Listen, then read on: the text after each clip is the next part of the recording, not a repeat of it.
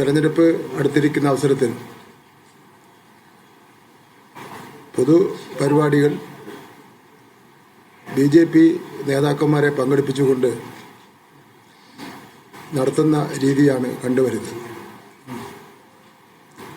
സംസ്ഥാന സർക്കാർ കൂടി വലിയ തോതിൽ പണം മുടക്കി ഭൂമി ഏറ്റെടുത്ത് പൂർത്തിയാക്കിയ ദേശീയപാത 66 ഉദ്ഘാടന ചടങ്ങിൽ നിന്ന് സംസ്ഥാന സർക്കാരിൻ്റെ പ്രതിനിധികളെ ബോധപൂർവം ഒഴിവാക്കുന്നത് അത്യന്തം ഞെട്ടിക്കുന്നതാണ്.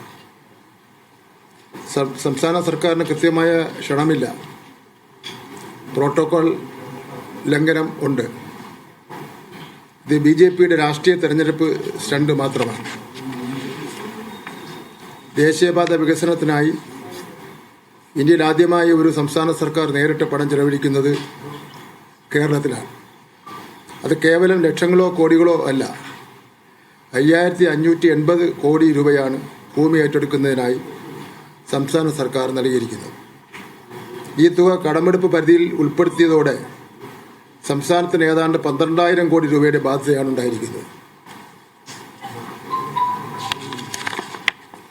ഈ വസ്തുക്കൾ നിലനിൽക്കെ ഉദ്ഘാടന വേദിയിൽ നിന്ന് സംസ്ഥാന പ്രതിനിധികളെ ഒഴിവാക്കിയ ക്രെഡിറ്റ് മുഴുവൻ തട്ടിയെടുക്കാനുള്ള ശ്രമം ജനം തിരിച്ചറിയും.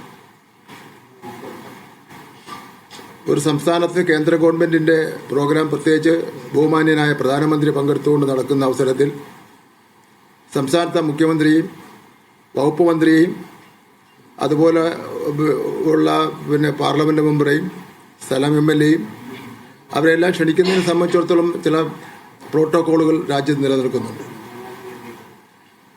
ഇപ്പോൾ പാഠപുസ്തകം NCERT പ്രിന്റ് ചെയ്തതിനെ സംബന്ധിച്ചിടത്തോളം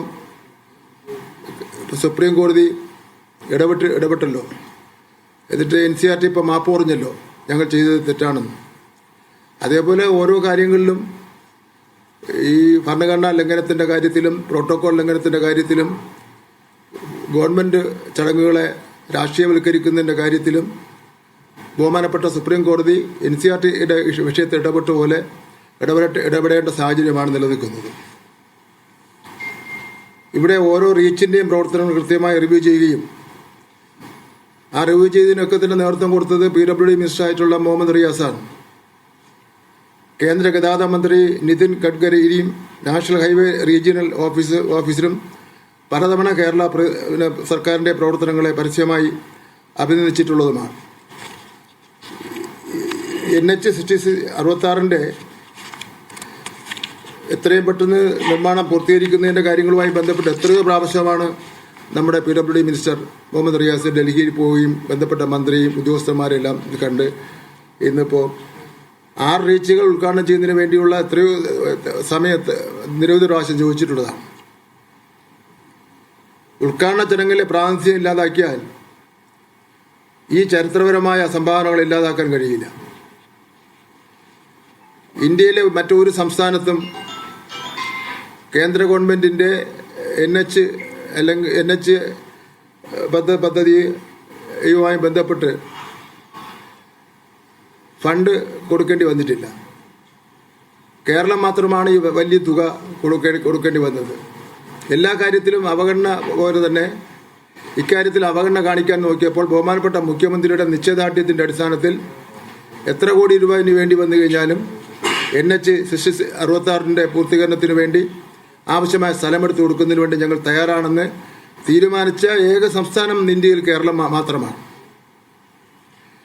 ദേശീയപാത വികസനം തടയാൻ വേണ്ടി വയൽക്കിളി സമരത്തിൽ മണ്ണും ശേഖരിച്ച് ഡൽഹിക്ക് പോയ ആൾക്കാരും ഇക്കാര്യത്തിൽ ഉണ്ടോ എന്നുള്ള കാര്യം ഞാനിവിടെ അവരുടെ കാര്യങ്ങളും ഉണ്ട്. വികസനത്തെ മുഴുവൻ തടയാൻ നോക്കിയവർ ഇന്ന് ഇതിൻ്റെ എല്ലാം പിതൃത്വം ഏറ്റെടുക്കുന്നതിന് വേണ്ടി പോവുകയാണ്. കാരണം അന്ന് NH-66 നിർമ്മാണ പ്രവർത്തനം ഏതെല്ലാം നിലയിൽ തടയാൻ പറ്റുമോ ആ നിലയിലൊക്കെ തന്നെ തടയുന്നതിന് വേണ്ടി പല കോണുകളിൽ നിന്നുള്ള പരിശ്രമം നടത്തിയിട്ട് പോലും അതെല്ലാം മന്ത്രി വി ശിവൻകുട്ടിയും മാധ്യമങ്ങളെ കാണുകയായിരുന്നു. NH-66 ഉദ്ഘാടന ചടങ്ങുമായി ബന്ധപ്പെട്ട് പൊതുമരാമത്ത് മന്ത്രിക്ക് ക്ഷണമില്ലാത്തതിനെ വിമർശിച്ചുകൊണ്ട് സംസാരിക്കുകയായിരുന്നു മന്ത്രി വി ശിവൻകുട്ടിയും. പൊതുമരാമത്ത് മന്ത്രി PA മുഹമ്മദ് റിയാസും അതിലുള്ള പ്രതിഷേധം പ്രകടമാക്കുകയായിരുന്നു.